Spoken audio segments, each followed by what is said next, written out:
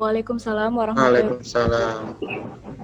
Terima kasih Pak Daniel atas paparannya dan juga masukan serta usulan untuk lokakarya kurikulum di D4 Teknologi Manufaktur Kapal. Ya, baik. Baik, sebelumnya izinkan saya untuk membacakan CV dari Ibu Anita Puji Utami. Jadi beliau lahir di Surabaya, kemudian dari background pendidikannya beliau menempuh pendidikan sarjana di Teknik Perkapalan ITS. Untuk pengalaman pekerjaan, saat ini beliau menjabat sebagai Direktur Utama PT Adiluhung Sarana Sagara Indonesia. Lalu beliau juga merupakan Wakil Ketua Umum DPP Iperindo, Ikatan Perusahaan Industri Perkapalan dan Lepas Pantai. Lalu beliau juga Sekjen Alumni FTK ITS dan pengurus Women in Maritime Indonesia. Luar biasa sekali ya Bu ya, woman power lah begitu istilahnya. Nah, selain itu beliau juga mendapatkan penghargaan Wira Adiwasesa dari ITS karena beliau dinilai berkontribusi besar baik bagi masyarakat maupun bagi ITS itu sendiri. Untuk selanjutnya dipersilahkan Ibu Anita untuk waktu penyampaiannya maksimal 60 menit. Monggo Bu. Baik, terima kasih Ibu Moderator. Assalamualaikum warahmatullahi wabarakatuh. Waalaikumsalam warahmatullahi Salam sejahtera bagi kita semuanya.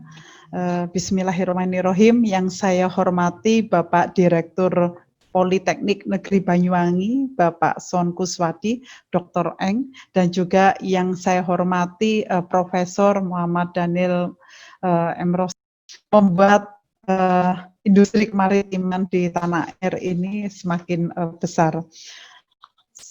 Selamat bertemu walaupun di Zoom meeting Prof. Daniel dan juga Bapak Ibu para dosen Politeknik Negeri Banyuwangi, kemudian para narasumber yang lainnya, Bapak Ibu dari SMK yang ada tergabung di Zoom meeting dan serta hadirin sekalian.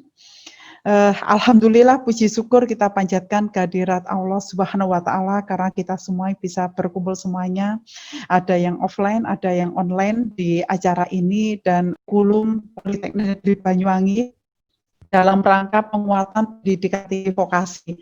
Nah, saya sendiri memang secara pribadi masih belum familiar sekali dengan Poliwangi, tetapi insya Allah dengan adanya forum ini kita semuanya termasuk saya sendiri akan lebih memahami dengan baik seperti apa karakter di Poliwangi ini sendiri. Saya terus terang beberapa kali menjadi pembicara khususnya untuk yang di Politeknik, yang di PPNS, Poltera, kemudian di ITS ini adalah hal yang sangat menarik dan nantinya bisa dikembangkan lebih lanjut. Nah, pada saat ini saya akan coba share dari materi saya. Sebenarnya di sini semuanya sudah pakar-pakar, saya hanya menggarisbawahi ataukah melakukan sharing saja apa yang sudah kami lakukan saat ini. Nah, ini Pak Moderator bisa dilihat ya sharing session saya ya. Ini. Sudah Bu, mungkin bisa di full baik. screen. Ya, ya. Baik, ini adalah apa yang bisa saya sampaikan nanti sedikit tentang bagaimana secara besar kita tahu tadi mungkin di awal ada beberapa pemateri juga, ada materi bahwa terkait dengan masalah kurikulum. Nah, garis besarnya yang sepengetahuan dari industri, kebetulan karena saya awalnya dari industri galangan kapal di sini, tapi sebelum di industri galangan kapal, saya sebenarnya lebih banyak berkecimpung di pelayaran. Jadi saya banyak di pelayaran mulai dengan dan lain sebagainya. Nah, terakhir ini di galangan kapal. Nah, saya mulai bahwa apa sih pengertian manufaktur kapal? Kita tahu bahwa manufaktur kapal sebenarnya pabrik kapal ya, bisa dikatakan ini adalah pabrik kapal, adalah industri pembuatan kapal atau pembuatan pembangunan termasuk juga alat apung yang lainnya. Dimulai dari perencanaan desain dan perhitungan kapal, termasuk juga proses produksi, jadi dari perencanaan, proses produksi, peluncuran, sampai dengan serah terima kapal untuk siap dioperasikan atau delivery namanya. Nah, tempat yang mana sih sebenarnya lingkup dari kegiatan industri manufaktur kapal itu? Sebenarnya kita bukan hanya melulu bicara dari proses pembangunan kapal saja atau pembuatan kapal, tetapi banyak lingkup kerja di industri pembangunan kapal. Yang pertama adalah pembangunan kapal itu sendiri, kemudian yang kedua adalah reparasi atau perawatan kapal.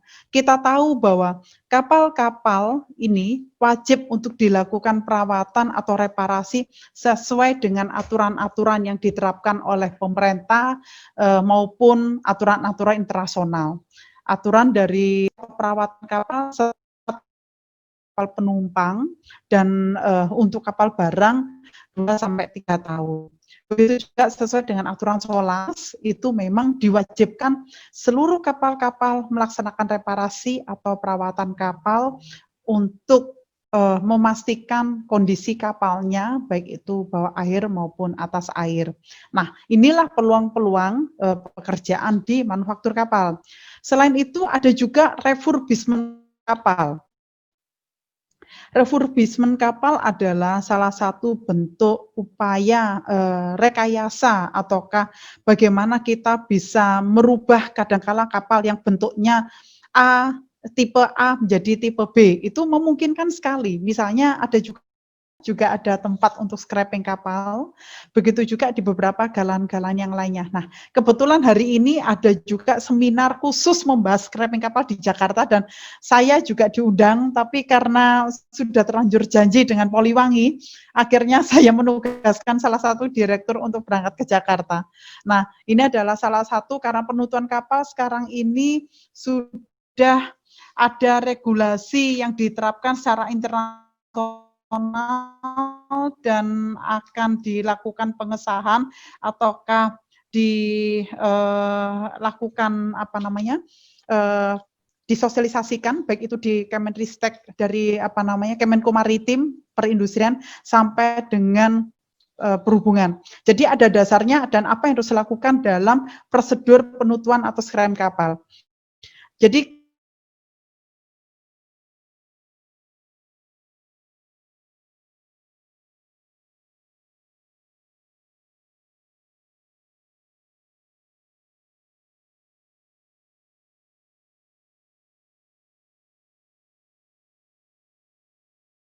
bukan hanya mengerjakan kapal, kadangkala kita juga memungkinkan untuk bisa mengerjakan bentuk-bentuk alat apung yang lainnya, dikembangkan lagi ke offshore, ke industri, dan sebagainya.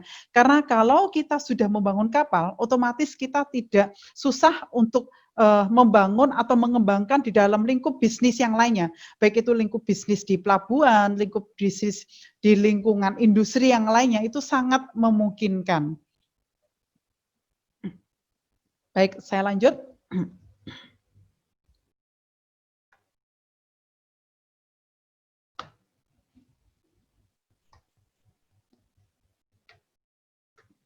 Nah, bagaimana untuk tipe pembangunan kapal itu sendiri? Jadi tipe pembangunan kapal ada 2 macam, tapi sebenarnya ada 3, ada modifikasi. Jadi satu konvensional, jadi bagaimana membangun kapal itu dari kulit kapal dibuat sedemikian untuk terus-menerus. Kemudian ada juga yang menggunakan modern. Modern itu menggunakan block system, ada semi block, ada full block secara utuh.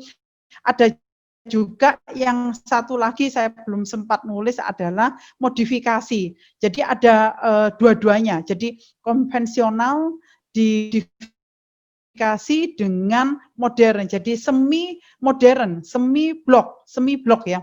Di sini kalau semi blok itu sebagian dia menggunakan blok sistem, biasanya di bawah garis air dia menggunakan blok, kemudian di atasnya diteruskan menjadi sistem konvensional. Konvensional itu dari satu plat ke plat yang lainnya akan disambung terus-menerus. Sedangkan kalau blok, kapal menjadi sebuah sistem blok yang kemudian dirakit namanya di erection untuk menjadi satu kapal. Di teori di manufaktur ini pasti adalah gitu.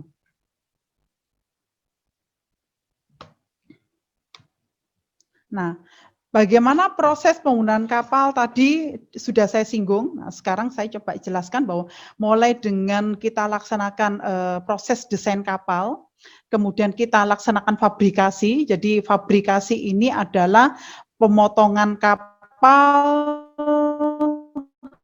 kemudian jadi dari desain, kemudian kalau misalnya sekarang sudah mempunyai ada mesin CNC cutting, bagaimana kita bisa secara otomatis memotong kapal sesuai dengan memotong plat kapal sesuai dengan hasil perhitungan, sehingga dengan adanya mesin CNC ini hasil yang digunakan lebih efisien karena pemotongan plat ini akan didesain sedemikian rupa sehingga berusaha untuk meminimais waste atau meminimais sisa besi atau sisa plat yang akan kita potong. Nah, setelah itu kita lakukan fabrikasi, jadi antara plat dengan profil akan kita las sesuai dengan apa yang sudah digambar.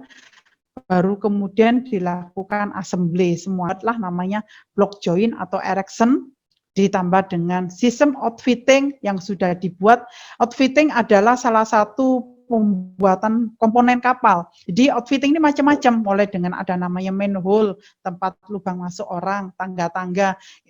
Paralel antara block joint erection ini dengan outfitting ini paralel, termasuk juga sistem propulsi kapal ini juga sudah dibuat terpisah semuanya, sehingga pada saat blok ini atau assembly ini berjalan, outfitting juga akan berjalan sistem pembuatannya, termasuk juga sistem dari piping system, mungkin di masukkan, tetapi piping system, sistem perpipaan, kemudian juga bisa dilakukan launching dan kemudian dilakukan pengetesan, sistem semuanya bisa untuk delivery. Nah, saat sekarang ini sudah banyak galangan kapal yang melakukan perubahan atau percepatan, di mana pada saat mulai proses fabrikasi assembly block joint ini, sistem pengetesan dari komponen kapal sudah mulai dilaksanakan. Jadi bedanya sistem manufaktur kapal dibandingkan dengan sipil atau yang lainnya adalah seluruh desain atau yang lainnya ini menggunakan sistem verifikasi sertifikasi oleh kelas, ya. Kebetulan hampir seluruhnya lah kapal-kapal di Indonesia ini sudah menggunakan kelas, entah itu kelas dari BKI lokal maupun kelas Ajax yang lainnya seperti BV, LR dan sebagainya. Nah, ini adalah contoh salah satu proses fabrikasi sampai sub assembly. Jadi tadi plat atau kulit kapal yang disambung dengan yang lainnya. Ya, ini rata-rata juga sudah ada anak teman-teman magang yang sudah mulai kita libatkan, entah itu dari Politeknik, dari SMK di dalam proses pembangunan kapal. Kemudian pembuatan blok kapal, ini sudah jadi blok kapal. Nah, kalau dulu banyak juga galangan kapal yang masih konvensional, mohon maaf, seperti di galangan kapal di Samarinda dan sebagainya, banyak yang belum dilakukan kelas, jadi kapal selesai tanpa kelas, nanti setelah kapalnya jadi dikelaskan. Tetapi kapal-kapal khususnya yang dibangun untuk kepentingan pemerintah dan sebagainya, gas, Pertamina, ini rata-rata sudah menggunakan sistem prosedur yang lebih baik. Jadi pada saat dari awal sudah dilakukan verifikasi materialnya, prosedurnya sudah dilakukan, sampai pada saat pengecekan kapal ini, blok ini dilakukan erection atau disambung dengan blok yang lainnya, pihak kelas seperti BKI atau yang lainnya sudah kita lakukan pengecekan secara full, baru kemudian blok ini dilakukan pengangkatan untuk di-join. Gunanya apa? Supaya pada saat kapal dilakukan join ini meminimais adanya rekomendasi-rekomendasi dari kelas, dan juga memudahkan dari pihak QAQC kita, quality control ataukah dari pihak kelas melakukan pengecekan yang lebih baik. Dan ini akan lebih sangat berguna bagi semuanya dan mempercepat proses. Bayangkan kalau misalnya pengecekan ada temuan misalnya take well yang kurang baik, pengelasan yang kurang baik, kapal sudah jadi, otomatis akan susah melakukan perbaikan. Tetapi kalau masih posisi terbuka seperti ini, adanya rekomendasi dan juga diselesaikan akan memudahkan di dalam melakukan perbaikan dan nantinya itu akan meminimais adanya rekomendasi, misalnya kelupaan atau apa, ini akan meminimais kalau misalnya sudah kita lakukan pengecekan full kelas dulu, satu blok akan lebih baik lagi.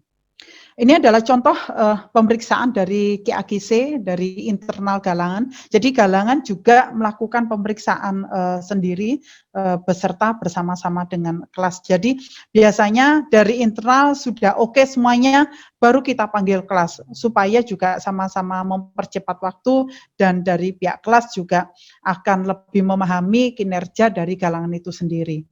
Ya. Kemudian ini adalah pembuatan komponen kapal seperti tongkat kemudi dan sebagainya, harus dilaksanakan pemeriksaan, baik itu dari bahannya itu sendiri, apakah bersertifikat, prosedurnya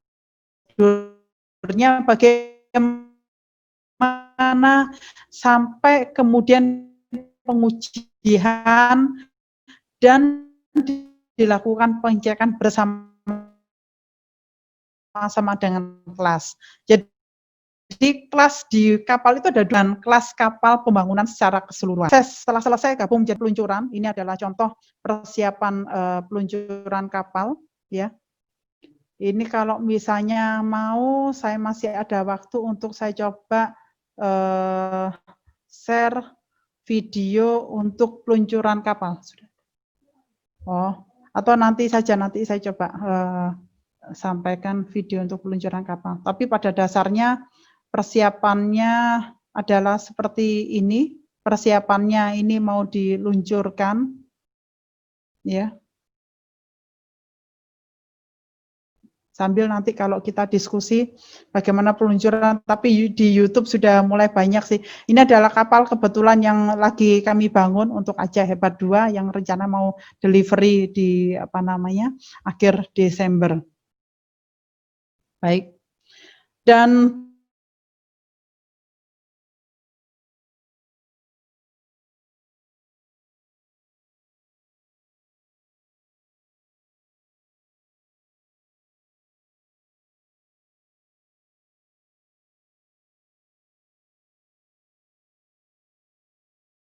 berikut DM, khususnya bagaimana kita mengevaluasi SDM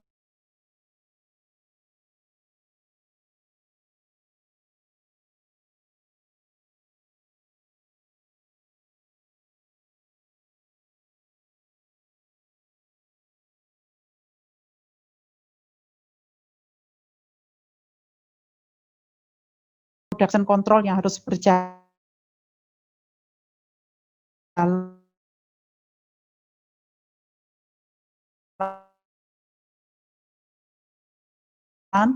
termasuk juga itu barang terlalu cepat juga percuma, terlalu banyak barang di lapangan, terlalu lama juga tidak boleh karena akan mengganggu jadwal schedule untuk proses berikutnya. Nah, inilah perlunya peranan komunikasi yang baik antara dari Pimpro dalam hal pimpinan proyeknya dengan pihak purchasing, supplier dan gudang.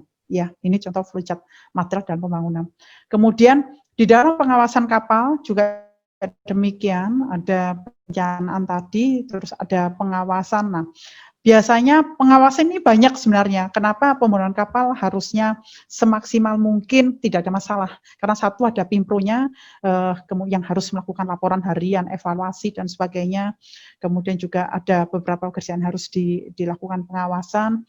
Kemudian IC-nya ada quality control juga secara welding-nya, kemudian coating-nya, termasuk juga proses akurasi pengetesan, bagaimana dia harus menghubungi pihak kelas dalam kondisi yang tepat, ya, karena semuanya ini adalah harus membuat schedule yang baik. Termasuk di pihak ketiga, biasanya ada namanya konsultan pengawas, di mana konsultan pengawas ini ditunjuk untuk bisa memastikan schedule bisa sesuai dengan apa yang diharapkan dari kontrak pembangunan kapal itu sendiri. Terakhir adalah delivery. Nah, saya kembali sekarang pada program studi dari perkapalan itu sendiri ya. Dengan banyaknya beberapa politeknik-politeknik yang ada di Indonesia, tentunya kita berharap masing-masing politeknik mempunyai karakteristik sendiri sebagai output lulusan dari program industri manufaktur kapal Poliwangi. Jadi kita berharap misalnya di PPNS itu memang ada beberapa program-program khusus diarahkan kemana mereka itu. Demikian juga dengan program studi Poliwangi. Harapannya adalah karena posisi Poliwangi ini ada di Banyuwangi, jadi kalau di Banyuwangi ini sama dengan posisi tempat kami di Madura. Jadi kita ini masih saudara ya Bapak Ibu sekalian, apa katanya itu Tretan Dipi ini. Nah, karena kalau Tretan Dipi itu sama dengan kita semuanya saudara, jadi satu ini ya, satu visi. Nah, di Banyuwangi saat ini kita bersyukur bahwa Pemdanya ini sangat mendukung kondisi pariwisata di sana. Jadi bisa diarahkan ke arah lebih spesifik seperti industri kapal wisata, kapal feri, termasuk di sana juga dekat dengan industri perikanan. Jadi sebaiknya adanya manufaktur kapal bisa dikondisikan ataukah diarahkan untuk karakter seperti itu. Atau yang masih belum ada di sini adalah sebagai industri untuk manufaktur komponen juga. Komponen kapal ini sangat dibutuhkan. Karena kita tahu saat ini hampir sekitar 60% komponen kapal masih harus kita impor. Jadi potensi ini bisa ditangkap oleh Politeknik Perkapalan di Poliwangi. Kemungkinan ini kenapa enggak kita lakukan gitu. Jadi bisa dikembangkan dalam bentuk di pengembangan industri komponen kapal, bukan hanya industri manufaktur kapal, tapi komponen kapal. Ya, di sektor yang lainnya, industri di sini macam-macam. Seperti tadi saya singgung, mulai dengan pembangunan kapal, mulai dengan reparasi kapal, refurbishment, sampai dengan penutuhan. Jadi bukan berarti kita harus membuat kapal terus di sini, tidak. Tetapi karena di sana sudah mulai berkembang terkait dengan kapal wisata, kapal feri, nggak ada salahnya kita akan lebih maksimalkan lagi dan berinovasi, berkreatif untuk bisa meningkatkan potensi di daerah di sana khususnya dan secara nasional maupun internasional manufaktur kapal secara keseluruhan. Berikutnya untuk evaluasi kurikulum. Nah, untuk kurikulum ada beberapa masukan-masukan dari saya. Menurut saya memang kurikulum ini harus dievaluasi secara periodik setiap tahun dengan melibatkan industri yang terkait. Juga disesuaikan dengan regulasi atau peraturan. Sekarang ini banyak peraturan-peraturan yang harus kita akomodir dan Indonesia ini adalah meratifikasi SOLAS.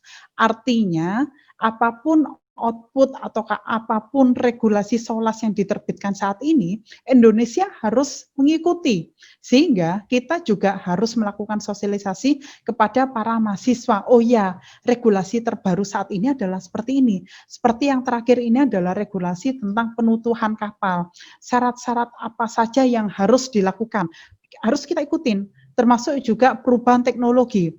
Sekarang kita sudah tahu banyak sekali kita bicara teknologi 4.0 ya, di mana semuanya harus berbasis website, internet dan sebagainya. Nah, ini juga harus kita dorong adik-adik mahasiswa dibantu dengan bimbingan dari para dosen untuk bisa mengalokasikan waktu ataukah kurikulum studi-studi atau kegiatan yang berbasis dari teknologi 4.0 ya, termasuk juga bagaimana perkembangan dunia usaha saat ini.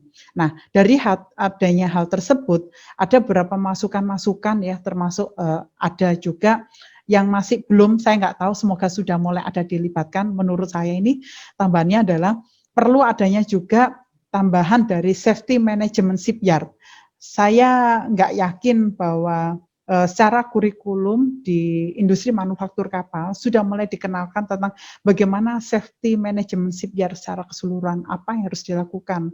Karena memang banyaknya kejadian-kejadian kecelakaan kapal, sampai minggu yang lalu ada semacam workshop juga yang dilaksanakan oleh KNKT, kebetulan saya juga tidak bisa hadir, tapi sudah kontak-kontak dengan Ketua KNKT, bahwa safety management shipyard ini sudah mulai harus kita pikirkan, dan saat ini memang masih belum ada salah satu standar secara nasional bagaimana apa yang harus dilakukan. Kita hanya mengacu ke standar internasional OSAS 18001 ya, sama SMK 3. Tetapi tidak ada salahnya kalau nanti berikutnya harus kita kembangkan lagi. Kemudian yang kedua adalah quality control pembangunan kapal. Saya pikir hal ini bisa menjadi salah satu backup nanti di dalam kurikulum, karena di sini programnya itu sangat jelas bahwa industri manufaktur kapal. Jadi memang harus kita masukkan fungsi quality control pembangunan kapal, baik itu ada perencanaannya, pengelasannya, coatingnya bagaimana, kemudian bagaimana kita melakukan quality control untuk yang terkait dengan peluncuran kapal, apa harus kita lakukan, termasuk juga sea trial. Di dalam sea trial tersebut yang kita tahu banyak item-item yang harus kita laksanakan ya. Kemudian kita tahu bahwa di dalam pembangunan kapal ada namanya garansi after sales service, dan biasanya adalah 1 tahun. Nah, inilah upaya-upaya memaksimalkan quality control supaya jasa yang diberikan pada saat penggunaan kapal ini sangat maksimal dan meminimais adanya kekurangan-kekurangan pada saat di dalam quality pembangunan kapal ya. Jadi secara quality dan quantity ini ada kontrolnya. Kemudian yang ketiga mungkin ada tambahan terkait dengan class regulation secara umum. Kemudian berikutnya sistem permesinan kapal juga secara umum semoga sudah menjadi bagian dalam hal ini. Terus khususnya untuk interior desain kapal mungkin sebaiknya sudah mulai bisa dimasukkan, karena saat ini kita tahu berkembang bahwa anak-anak muda atau siapapun ini arahnya adalah Instagramable. Jadi semuanya ini dikit-dikit foto dan sebagainya. Nah, tidak ada salahnya kalau kita mulai kembangkan lagi interior desain kapal, mungkin khususnya untuk kapal penumpang atau kapal wisata, sudah mulai diajari mahasiswa membuat interior yang cantik, yang baik, sehingga akan menjadi sangat menarik pada saat delivery. Jadi bukan hanya kapal itu kuat saja, stabil, stabilitasnya oke, tetapi finishing dari hasil desainnya ini juga benar-benar bisa dinikmati. Karena orang ini beli apa-apa sekarang ini lihat casingnya, lihat bajunya. Bajunya dulu warnanya bagus apa tidak, baru kemudian lihat kualitasnya bagaimana gitu. Ya. Baik, berikutnya adalah bagaimana SDM yang diperlukan di dalam industri manufaktur kapal. Tadi sudah saya garis bawahi, mulai perencanaan produksi, ada QAQC, kemudian tadi yang belum saya singgung adalah PPC tadi, Plan Production Control, ini sangat diperlukan di dalam perencanaan, dan PPC ini merupakan peran yang sangat besar untuk bisa mengawal dari sisi schedule, material. Jadi kalau seandainya kita sering mendengar membangun kapal, kenapa kok delivery-nya lama? Nah, salah satunya kuncinya sebenarnya di PPC, bagaimana mengontrol waktu. Oh ya, kok rugi? Ini juga di PPC sangat berpengaruh di sini. Jadi PPC adalah bagian dari produksi juga, perencanaan produksi yang baik. Next. Kemudian bagaimana upaya kita juga untuk meningkatkan SDM nantinya apabila ada lulusan-lulusan industri manufaktur ini lebih baik. Jadi apa sih sebenarnya yang diperlukan untuk SDM dalam rangka peningkatan karakter SDM-nya? Ini sangat diperlukan. Karena pada saat ada orang yang baru lulus, kemudian kita kita rekrutmen dan sebagainya, tahu kondisi pandemi, banyak perusahaan-perusahaan yang mengurangi karyawannya, boro-boro menambah orang. Saat ini adalah mengurangi. Nah, bagaimana SDM yang supaya dibutuhkan dan lulusan-lulusan atau output dari Poliwangi ini bisa maksimal dan bisa dicari orang terus.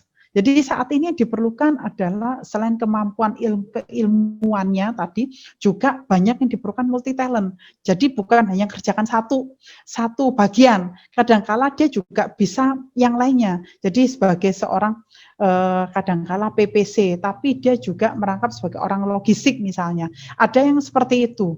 Jadi ada yang multi talent di situ. Selain marketing, dia juga bisa juga menjadi seorang QA/QC. Begitu sebaliknya ya, macam-macam gitu. Kemudian harus mengupdate teknologi yang ada dan selalu belajar. Ini untuk mahasiswa-mahasiswa perlu. Kemudian diajarin juga bagaimana berkomitmen yang baik dan bertanggung jawab terhadap pekerjaannya. Seringkali kalau kita bicara pekerjaan jasa ya, itu orang-orang atau customer itu taunya adalah tempat diproduksi yang dipegang kendali.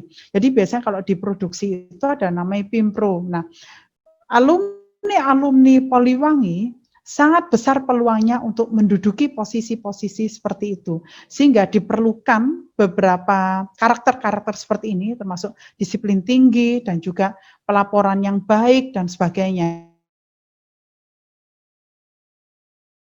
Dimasukkan di mana, tetapi harapannya adalah karakter SDM ini ya bisa menjadi bagian dari output SDM Poliwangi.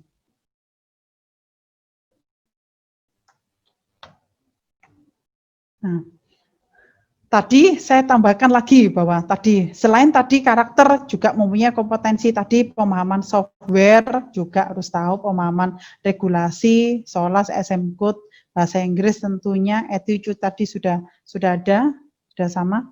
Nah, baik itu saja. Yang terakhir ini, nah ini ada satu tambahan, bagaimana peluang karir untuk lulusan di program industri manufaktur. Jadi bukan hanya tadi kita bicara di industri galangan, masih banyak peluang-peluangnya. Jadi mulai dengan di industri galangan kapal, ya banyak galangan kapal di Indonesia ini, karena saya selaku orang Iperindo ada sekitar 250 yang terdaftar. Masih banyak galangan-galangan yang masih belum terdaftar di Asosiasi Iperindo, Ikatan Perusahaan Industri Galangan Kapal dan Lepas Pantai. Kemudian juga bisa dikembangkan di industri pelayaran, karena pelayaran juga pasti membutuhkan orang-orang lulusan perkapalan yang mempunyai backup dari keilmuan yang baik, sehingga pada saat mereka melakukan pembangunan kapal maupun reparasi kapal dan refurbishment, mereka juga memahami, ibaratnya itu sudah paham apa yang harus dilakukan, bagaimana mengawasi kapalnya juga dengan baik. Termasuk kita lihat di industri kapal wisata, sangat diperlukan sama dalam hal ini, industri kapal perikanan juga diperlukan. Kemudian peluangnya menjadi ASN, ya, di beberapa kementerian, baik itu perhubungan, Kemenko Maritim, perindustrian, KKP, dan lain sebagainya. Ada dosen, ada insurance, dalam ini adalah marine insurance, ya asuransi, karena mereka memerlukan orang-orang juga yang berbackground ilmu perkapalan dalam rangka melakukan survei kecelakaan kapal, penutupan polis, asuransi, dan sebagainya. Bisa juga menjadi entrepreneur, misalnya, dan sebagainya. Di konsultan, bisa sebagai konsultan rencana, desain, pengawas, dan sebagainya. Di Pertamina juga demikian, karena kapalnya Pertamina ini bukan puluhan atau ratusan, ini sudah mulai ribuan kapal ya, Pertamina seluruh Indonesia, termasuk anak perusahaannya dan cucu perusahaannya Pertamina, ini juga banyak sekali. Yang terakhir di TNI, Kemhan, dan sebagainya. Kita tahu armada kapal perang juga sangat-sangat banyak. Ada kemungkinan kita masih peluang dari lulusan program industri ini bisa berkiprah di sini. Baik, itu saja yang sudah saya sampaikan. Semoga bermanfaat, dan apabila ada pertanyaan kita bisa sharing dalam hal ini. Mohon maaf, saya akhiri. Wassalamualaikum warahmatullahi wabarakatuh. Baik, saya akan kembalikan ke Ibu moderator, ya. Baik, terima kasih Bu Anita. Waktunya masih ada, mungkin Bu Anita ingin menampilkan video yang yang ingin dilayangkan tadi. Iya, ada Mbak Nur. Sebentar.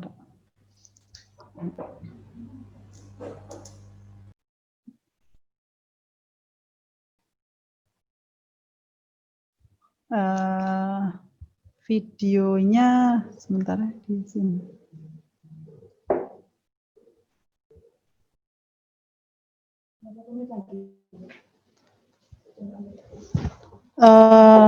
Kebetulan ini videonya ada di laptop yang lainnya, saya coba. Tapi sambil kita diskusi, boleh nanti kemungkinan-kemungkinan yang ada ya, gitu ya, di sini. Atau mungkin bisa dilanjutkan ke pemateri selanjutnya dulu ya, Bu ya?